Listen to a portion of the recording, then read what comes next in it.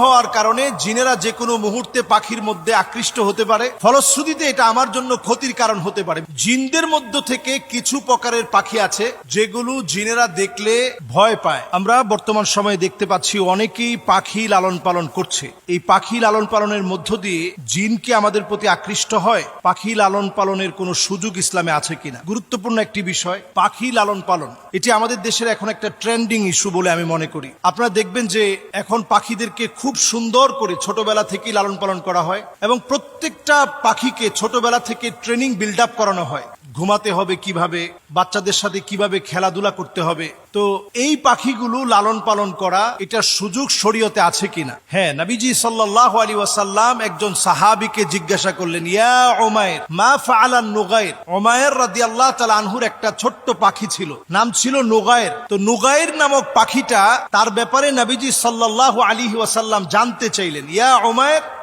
মা ফাআলান নুগাইর, নুগাইর নামক পাখিটার খবর কি? তো আমরা এই জন্য বর্তমানে যে সমস্ত পাখিগুলো রয়েছে লালন পালন করা যেতে পারে, যে সমস্ত পাখি কথা বলতে পারে, তাদেরকে ট্রেনিং বিল্ড আপ করিয়ে আরো বেশি সুন্দর সুন্দর কথা শেখানো। ছোট ছোট বাচ্চারা মোবাইলের প্রতি যেভাবে আসক্তি এখন বেড়ে গিয়েছে, মোবাইলের প্রতি যেভাবে আসক্ত হয়ে পড়েছে, এটা থেকে দূরে রাখার জন্য এ জাতীয় পাখি লালন পালন করা যেতে পারে।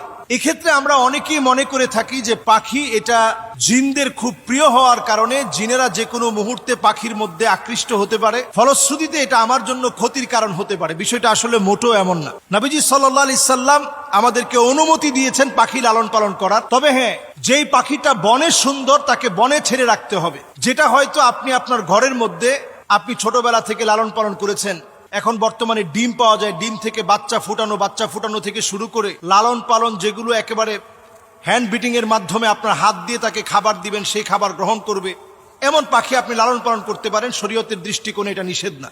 এরপরে আসুন, জিনদের মধ্য থেকে কিছু প্রকারের পাখি আছে যেগুলো জিনেরা দেখলে ভয় পায়। এর মধ্যে একটা হচ্ছে কবুতর। এই কবুতরটা জিনেরা দেখলে ভয় পায়, এটা বরকতের কারণ। এটাকে হাদিসের পরিভাষায় মুরগি জাতীয় যত রকমের আমাদের আশপাশে যেগুলো আমরা লালন পালন করি, আমাদের বাচ্চারা খেলাধুলা করে, এই জাতীয় যতগুলো পাখি আছে, এই পাখিগুলো যদি আমরা লালন পালন করি, টিয়া পাখি হতে পারে, লাভবার্ড হতে পারে, এগুলো যদি আমরা পালন করি, কাকাতুয়া হতে পারে। এখন দেখবেন অনেক রকমের পাখি রয়েছে, অনেক প্রজাতির পাখি। পাখির হাট বসে এখন বিভিন্ন জায়গায়, যেগুলোর লাইসেন্স করা আছে, তারা যে কথা বলতে পারে সেগুলোর লাইসেন্স আছে। এই জাতীয় পাখিগুলো লালন পালনের মধ্য দিয়ে এতে কোনো গুনাহ নেই, বরং আমরা আমাদের বাচ্চাদেরকে মোবাইলের আসক্তি থেকে ফিরানোর জন্য এ জাতীয় পাখি আমরা লালন পালন করতে পারি। এতে গুনাহের কোনো কারণ থাকবে না, বরং এটা সওয়াবের কারণ হবে। যদি তাদের সাথে আপনি সুন্দর আচরণ করেন, ভালোভাবে খাবার দেন, তাদেরকে ট্রেনিং দিয়ে যদি আপনি কথাবার্তা শিখান, এবং আপনার চারপাশে আপনি এই বাচ্চাগুলোকে দেখবেন অনেক সময় আপনার কাঁধে, আপনার হাতে বাচ্চারা ঘোরাঘুরি করে। এই পাখির ছানা যদি আপনার হাতে, আপনার কাঁধে যদি ঘোরাফেরা করে, আপনার কাছে ভালো লাগবে, ভালো ফিল হবে। এটা ইসলাম কোনোভাবেই নিষিদ্ধ করে না।